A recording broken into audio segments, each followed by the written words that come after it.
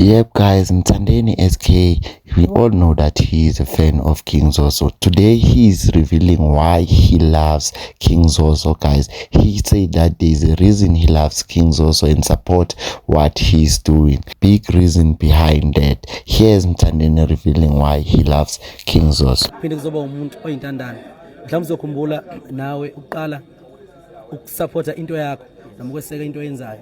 Akutshela hlala ngimtshela nomacingwana ukuthi into enze ingikhonzela umfana ukuthi ngathola ihistory ukuthi uyintandana. Akekho umuntu ongithinta inhliziyo kakhulu njengentandane. Uyabo?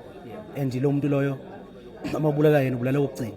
Vele akekho umunye usukuqeda nje vele uyabona. So abantu kufanele sibavikele labo kube ukuthi siyabasupport entweni abayenzayo, sibakhuthaze futhi ukuthi bakhule ngelinye ilanga bebe ngamaqhawe eyintweni uNkulunkulu abazalwa beyifumbethe.